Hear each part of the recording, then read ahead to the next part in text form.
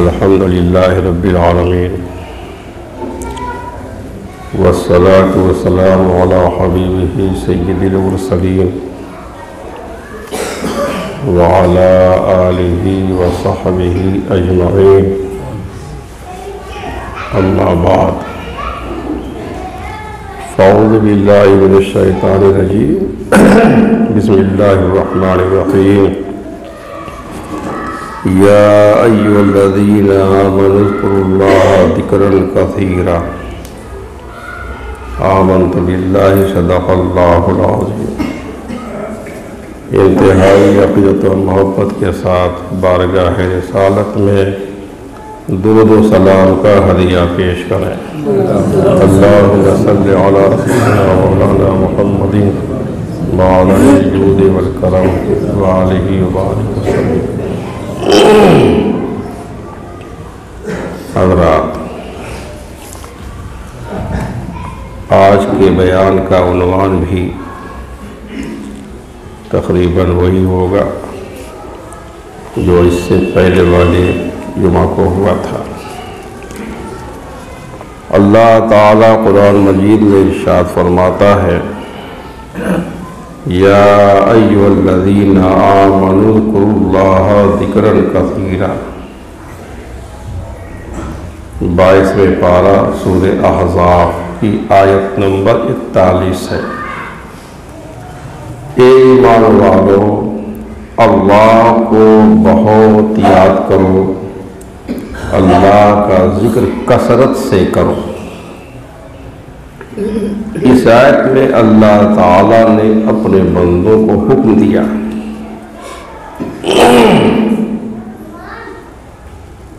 کہ ایمان والو میرا خوب ذکر کرو، کثرت سے ذکر کرو، مجھے بہت یاد کرو۔ حضرت معاذ بن جبل رضی اللہ تعالیٰ عنہ سے روایت ہے، وہ فرماتے ہیں کہ میں نے حضور نبی رحمت صلی اللہ تعالی علیہ وسلم سے عرض کی کہ اللہ کو کون سا عمل سب سے زیادہ محبوب ہے؟ ہم نمازیں بھی پڑھتے ہیں، روزے بھی رکھتے ہیں، تلاوت بھی کرتے ہیں، صدقات بھی کرتے ہیں، حج بھی کرتے ہیں، تو ان اعمال میں اللہ کو سب سے زیادہ محبوب عمل کون سا ہے؟ تو ارشاد فرمایا کہ مرتے دم تک تمہاری زبان اللہ کے ذکر سے تر رہے، اللہ کا ذکر کرتے رہو، اپنی زبان کو اللہ کے ذکر سے تر رکھو، مرتے دم تک تمہاری زبان اللہ کے ذکر سے تر رہے۔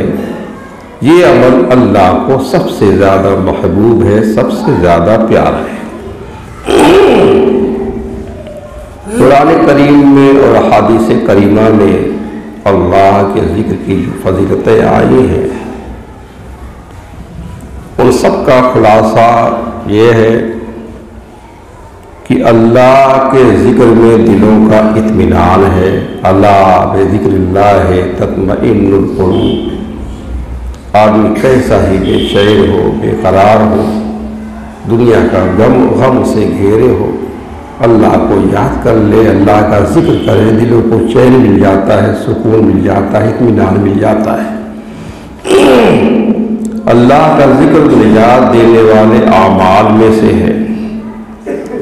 اللہ کا ذکر کرنے والا خشک جنگل میں سرسبز درخت کی طرح ہے، جیسے سوکھا جنگل ہو، اس میں ایک درخت ہرا بھرا ہو، اس طرح سے جو لوگ غافل ہیں ان کے درمیان ایک شخص ہے جو اللہ کو یاد کرتا ہے، اللہ کا ذکر کرتا ہے۔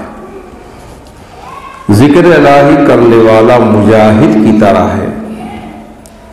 اللہ کی رحمت بندے کے ساتھ ہوتی ہے جب تک وہ اللہ کا ذکر کرتا رہتا ہے اور اس کے ہونٹ اللہ کے ذکر سے ہلتے رہتے ہیں۔ ذکر الہی سے بڑھ کر اللہ کے عذاب سے نجات دینے والا عمل کوئی نہیں ہے۔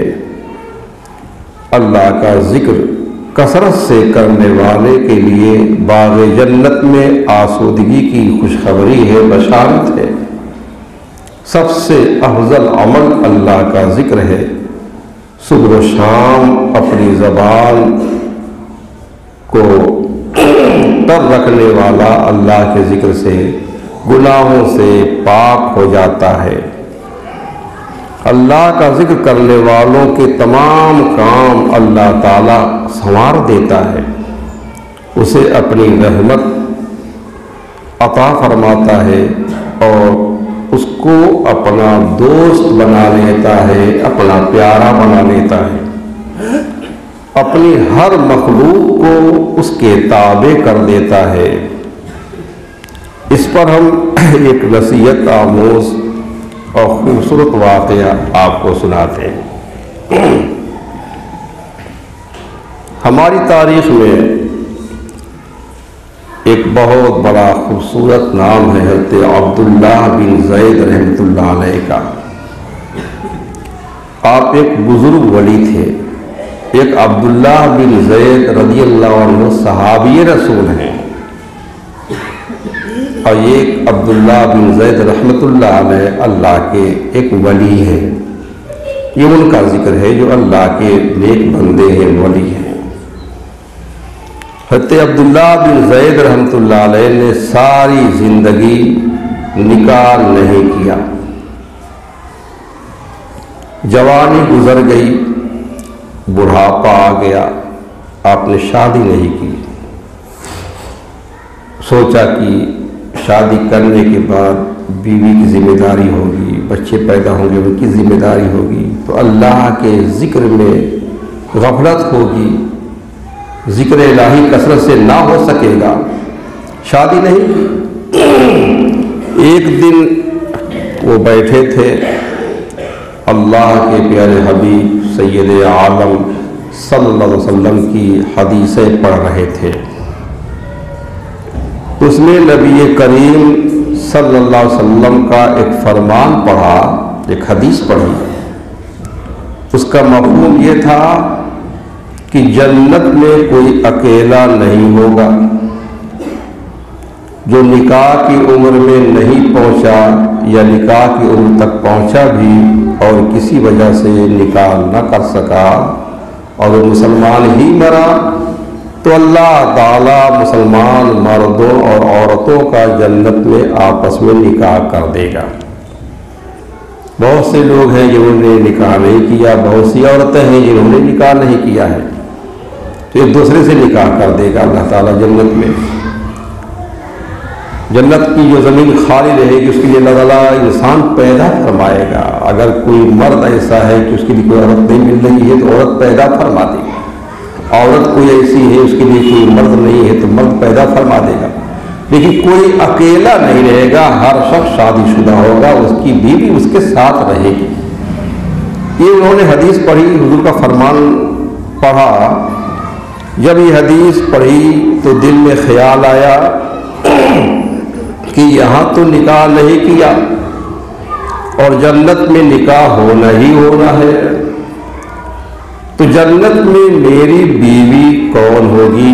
میں اس کو دیکھنا چاہتا ہوں۔ جنت میں میرا نکاح کس عورت کے ساتھ ہوگا، کون میری بیوی بنے گی؟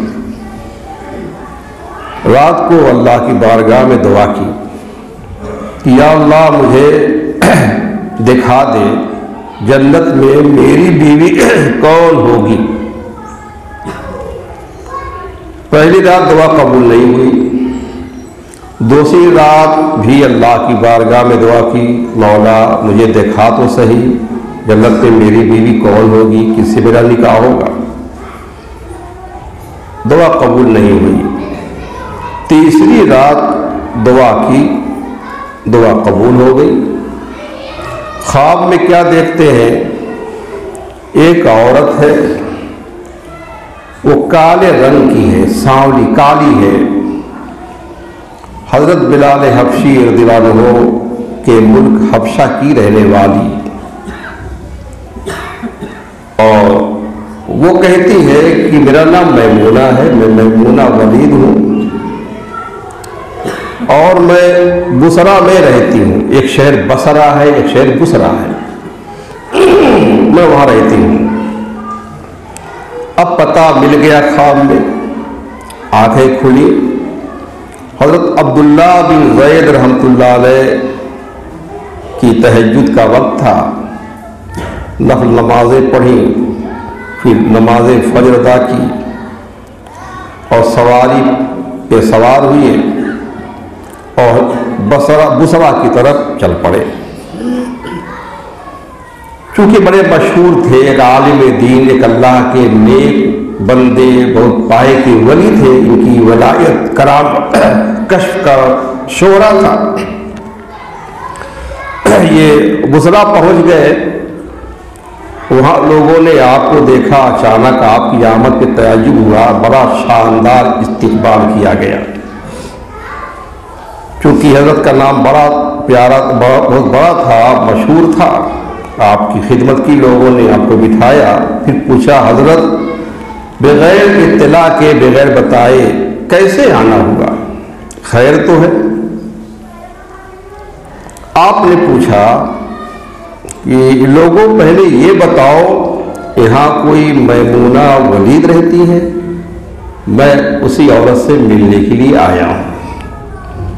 لوگوں نے حیران ہو کر پوچھا کہ حضرت آپ اتنی دور سے چل کر میمونہ ولید سے ملنے آئے ہیں؟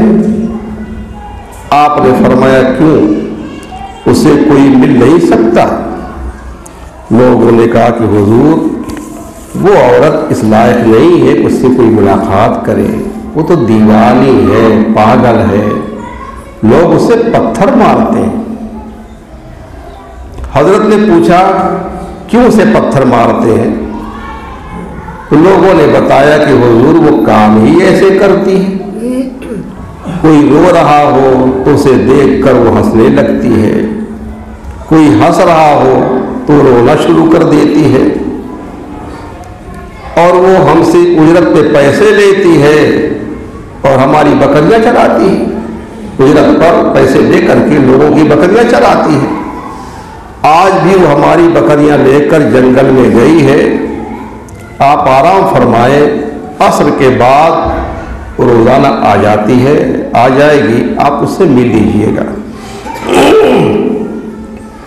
حضرت نے فرمایا کہ عصر تو ابھی دیر میں ہے، دیر میں ہوگی، وقت ابھی دیر میں ہوگا، مجھے جلدی ہے، بتاؤ وہ کس سمت گئی ہے، کہاں گئی ہے، کس جنگل میں؟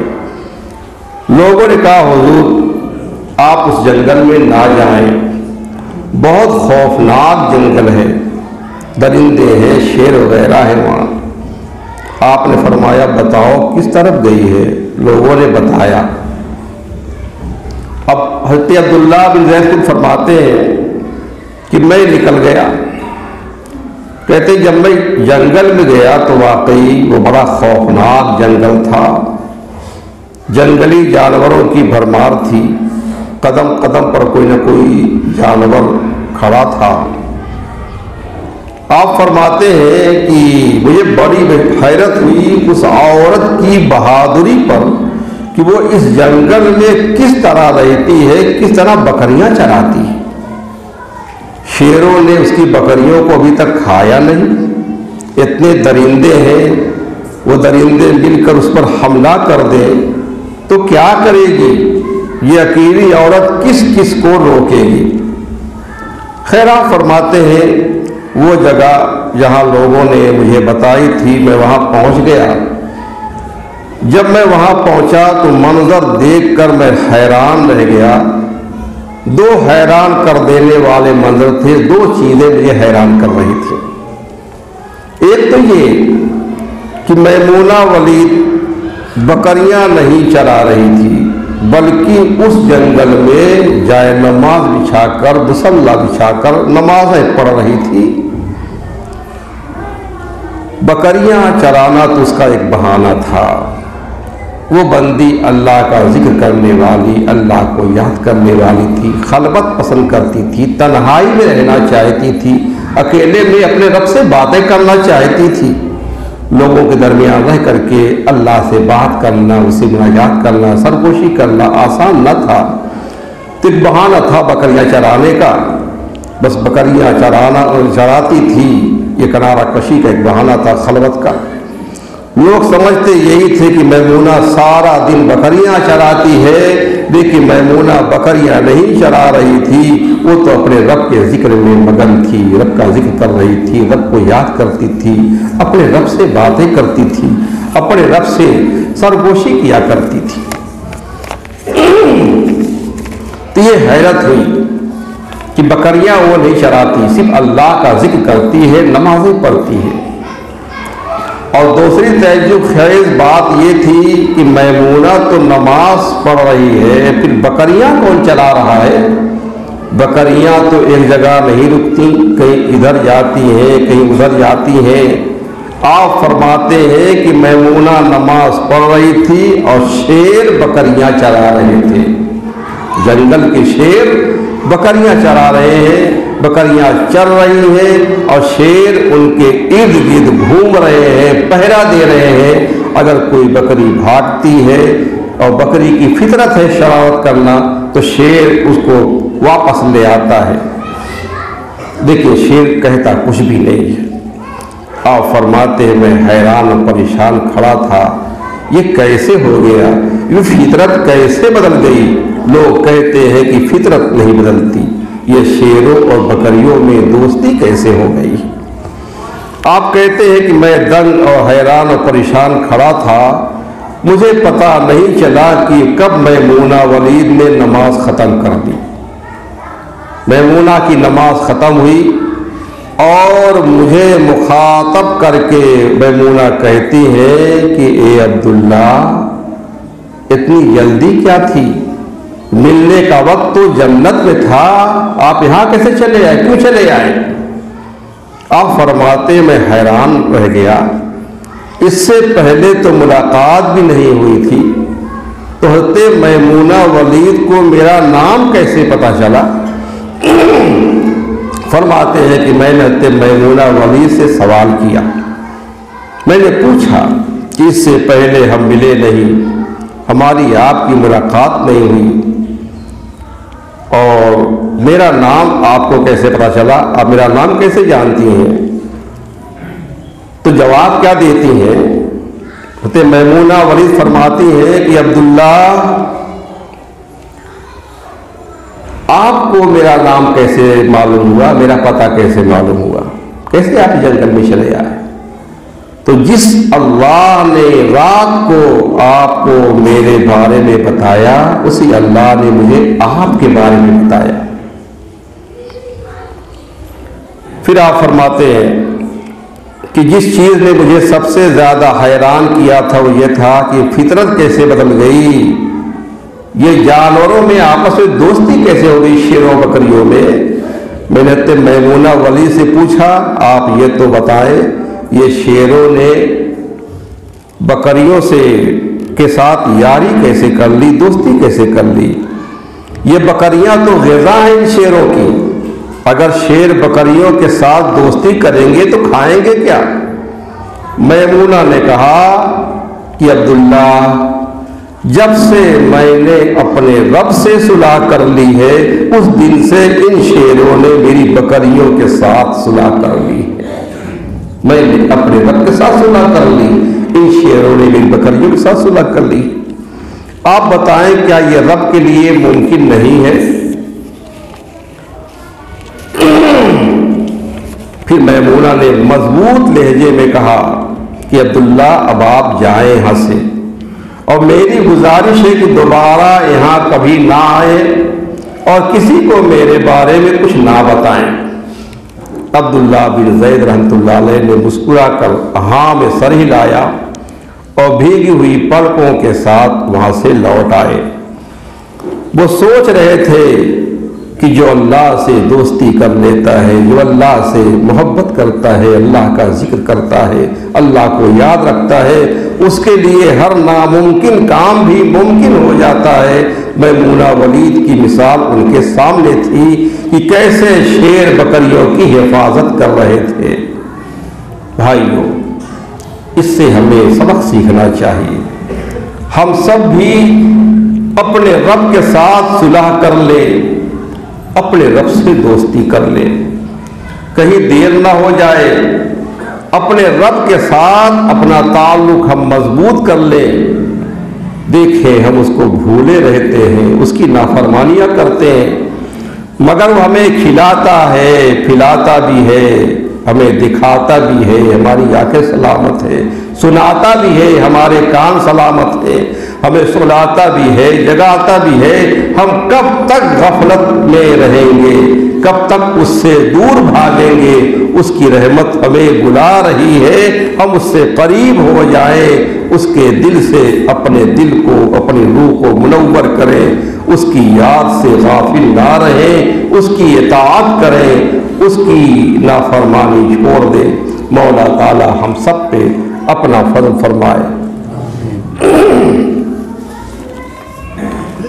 اور ہم نے آج سے پہلے والے جمعے کو امام ربانی امام یوسف بن اسماعیل نبہانی رحمۃ اللہ علیہ کی کتاب 40 حدیثاً فی ذکر اللہ، 40 حدیث ہے اللہ تعالیٰ کے ذکر میں، اس مبارک کتاب سے 10 حدیثیں ہم نے سنائی تھیں، اور اس کتاب کے خاتمے میں آپ نے ایک حدیث نقل کی ہے، آج ہم آپ کو وہ حدیث بھی سناتے ہیں۔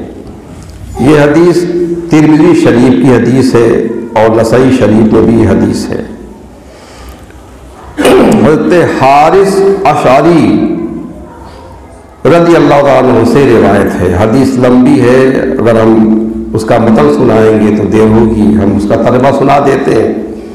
حضرت حارث اشعری سے روایت ہے، وہ فرماتے ہیں کہ حضور صلی اللہ علیہ وسلم نے ارشاد فرمایا کہ بے شک رب تبارک و تعالیٰ نے حضرت یحییٰ بن زکریا علیہ السلام کی جانب 5 کلمات کی وحی فرمائی۔ حضرت یحییٰ پیغمبر، حضرت زکریا بھی پیغمبر، تو یحییٰ بن زکریا علیہ السلام کی جانب 5 کلمات کی وحی فرمائی، 5 باتوں کی، کہ وہ ان پر عمل کریں اور بنو اسرائیل کو اس کا حکم دیں کہ وہ بھی ان باتوں پر عمل کریں۔ حضرت ابراہیم اور حضرت یعقوب، حضرت اسحاق، اسماعیل کے بعد جتنے انبیاء آئے سب بنی اسرائیل میں آئے، اولاد یعقوب میں آئے، صرف ہمارے حضور ہے جو بنی اسماعیل میں پیدا ہوئی۔ تو 5 باتوں کی اللہ نے وہی فرمائی تھی کہ وہ خود بھی اس پر عمل کریں ان باتوں پر، اور بنی اسرائیل کو حکم دے کہ وہ بھی ان باتوں پر عمل کریں۔ حضرت یحییٰ علیہ السلام نے ان کلمات کے پہنچانے میں تاخیر کر دی، تو حضرت عیسیٰ علیہ السلام ان کے پاس آئے اور فرمایا کہ اللہ تعالیٰ نے آپ کو 5 کلمات کا حکم دیا ہے، 5 باتوں کا حکم دیا ہے کہ آپ ان پر عمل کریں، اور بنو اسرائیل کو بھی حکم دے کہ وہ بھی ان پر عمل کریں۔ ابھی تک آپ نے وہ باتیں بنی اسرائیل تک پہنچائی نہیں ہے، تو یا تو آپ انہیں خبر دیں یا میں انہیں بتا دیتا ہوں۔ حضرت یحییٰ علیہ السلام نے کہا، اے میرے بھائی عیسیٰ، ایسا نہ کرو، اس لیے کہ مجھے خوف ہے کہ اگر آپ مجھ پر سبقت لے گئے تو مجھے دھسا دیا جائے گا یا عذاب دیا جائے گا۔ نبی تک اللہ تعالیٰ کوئی پیغام پہنچاتا ہے اور نبی کے ذمے یہ خدمت دیتا ہے کہ یہ میرے بندوں تک پہنچاؤ، اب اگر نبی تاخیر کرے یا نہ پہنچائے تو ظاہر سی بات اس پر عتاب ہوگا۔ اسی لیے کہا کہ آپ یہ کام نہ کریں، میں خود یہ کام کرتا ہوں، اگر آپ نے یہ کام کر دیا میں نہ پہنچا سکا تو مجھ پر عتاب ہو سکتا ہے۔ حضور صلی اللہ علیہ وسلم نے ارشاد فرمایا کہ آپ نے بیت المقدس میں بنی اسرائیل کو جمع فرمایا۔ بیت المقدس شہر کا نام ہے، اور جو اس میں مسجد ہے اس کا نام مسجد اقصیٰ ہے، جس طرح سے مکہ مکرمہ شہر کا نام ہے اور مسجد حرام اس مسجد کا نام ہے۔ تو آپ نے بیت المقدس میں بنی اسرائیل کو جمع فرمایا، مسجد بھر گئی اور باقی لوگ برآمدے میں بیٹھ گئے۔ پھر آپ نے خطبہ دیتے ہوئے ارشاد فرمایا، حضرت زکریا علیہ السلام نے، یحییٰ علیہ السلام نے خطبہ دیا اور آپ نے ارشاد فرمایا کہ بے شک میرے رب نے مجھے 5 کلمات کی وحی فرمائی ہے، 5 باتوں کی وحی فرمائی ہے کہ میں ان پر عمل کروں اور بنی اسرائیل کو بھی حکم دوں کہ وہ بھی ان باتوں پر عمل کریں۔ وہ 5 باتیں کیا ہیں آپ غور سے سنیں۔ اللہ پاک کے ساتھ کسی کو شریک نہ کرو، یہ پہلا حکم رب تعالیٰ کا ہے۔ اللہ کے ساتھ کسی کو شریک نہ کرو، اس لیے کہ جو شخص اللہ پاک کا شریک ٹھہرائے، کسی کو اللہ کا شریک کرے، تو وہ اس شخص کی مانند ہے جس نے اپنے خالص سونے اور چاندی سے ایک غلام خریدا، اپنے خالص سونے سے، چاندی سے، اپنے روپے پیسے سے ایک غلام خریدا، پھر اسے ایک گھر میں ٹھہرایا اور اس غلام کو حکم دیا کہ تم کام کرو، میرے لیے کام کرو، مزدوری مجھے دو۔ پس وہ شخص کام تو شروع کر دے مگر مزدوری اپنے آقا کے علاوہ دوسرے شخص کو دینے لگے، تو تم میں سے کون اس بات سے راضی ہے کہ اس کا غلام اس قسم کا ہو؟ بے شک تمہارے رب تعالیٰ نے تمہیں پیدا فرمایا، رزق عطا فرمایا، تو تم اس کے ساتھ کسی کو شریک نہ کرو، بندگی کرو اللہ کی، عبادت کرو صرف اور صرف اللہ کی۔ اور دوسرا کلمہ کیا ہے؟ دوسری بات، جب تم نماز کے لیے کھڑے ہو تو دائیں بائیں متوجہ نہ ہو، اللہ کی یاد میں ڈوب کر نماز پڑھو، اس لیے کہ رب تعالیٰ اپنے بندے پر مائل بکرم رہتا ہے جب تک کہ وہ دائیں بائیں التفات نہ کرے۔ جب تک نماز پڑھتا ہے دائیں بائیں توجہ نہیں کرتا، صرف اللہ کی یاد میں رہتا ہے، دنیا کے خیال سے آزاد ہو جاتا ہے، تو اللہ تعالیٰ اس پر مائل بکرم ہوتا ہے، اس پر کرم فرماتا ہے، اس کی رحمت کی بارش اس کے اوپر ہوتی رہتی ہے۔ گویا بندہ اپنے رب سے باتیں کرتا ہے نماز میں، اور رب سے بات کرنا یہی ہے بندے مومن کی معراج۔ اسی لیے حضور نے فرمایا نماز مومنین کی معراج ہے، کہ نماز پڑھتا ہے تو اپنے رب سے باتیں کرتا ہے، اور رب سے بات کر رہا ہو اور توجہ ادھر ادھر ہو، اچھی بات نہیں۔ اور تیسرا کلمہ جو ہے وہ یہ ہے کہ تمہیں روزے کا حکم دیا۔ اس روزے کی مثال اس شخص کی طرح ہے جو ایک جماعت میں ہو اور اس کے پاس مشک کی ڈبیا ہو، ہر شخص اس کی خوشبو سونگھنا چاہتا ہے اور معطر ہونا چاہتا ہے، اور روزہ رب تعالیٰ کے نزدیک مشک کی خوشبو سے بھی زیادہ پاکیزہ خوشبو ہوتا ہے۔ اور تمہیں صدقہ کا حکم دیا، خیرات کا، صدقے کا حکم دیا، اور اس کی مثال اس شخص کی طرح ہے جسے دشمن نے قیدی بنا لیا ہو، اس کے ہاتھ گردن سے باندھ دیے ہوں اور اسے قریب کر لیا ہو تاکہ اس کی گردن مار دے، اس وقت وہ کہنے لگے کہ کیا میں فدیہ دے کر تم سے اپنی جان چھڑا سکتا ہوں؟ اب وہ شخص مال قلیل یا کثیر سب کچھ دینے کے لیے تیار ہو جاتا ہے، یہاں تک کہ اپنی جان چھڑا لیتا ہے۔ تو جو بندہ گنہگار ہوتا ہے، جہنم میں جانے کے لائق ہوتا ہے، سزا پانے کا حقدار ہوتا ہے، یہ صدقہ کرتا ہے، خیرات کرتا ہے، گویا صدقے کا مال دے کر کے اپنی جان کو جہنم کے عذاب سے چھڑا لیتا ہے، بچا لیتا ہے۔ اور آخری کلمہ، تمہیں خوب اللہ ذکر الہی کرنے کا حکم دیا ہے کہ تم خوب اللہ کا ذکر کیا کرو، کثرت سے اللہ کا ذکر کیا کرو، اور ذکر کرنے والے کی مثال اس شخص کی طرح ہے جس کے تعاقب میں اس کا دشمن لگا ہو، دوڑا رہا ہو، پیچھے لگا ہو، اس پر حملہ کرنا چاہتا ہو، یہاں تک کہ وہ شخص ایک مضبوط قلعے میں آ جائے اور اپنے آپ کو اس میں محفوظ کر لے۔ اسی طرح بندہ ذکر الہی کے ذریعے ہی شیطان سے نجات پا سکتا ہے۔ جب اللہ کا ذکر کرتا ہے گویا وہ ایک مضبوط قلعے میں آ جاتا ہے، اور شیطان ملعون کے شر سے اللہ تعالیٰ اس کو نجات دے دیتا ہے۔ اب یہ آخری جو حدیث تھی، خاتمے میں حدیث نقل کی تھی، ہم نے حدیث سنا دی، میرا وقت بھی ختم ہو گیا ہے۔ اللہ تعالیٰ ہم سب کو اپنے ذاکرین میں سے بنائے، اور ہم جو بھی ذکر کریں اللہ تعالیٰ اس کو قبول فرمائے۔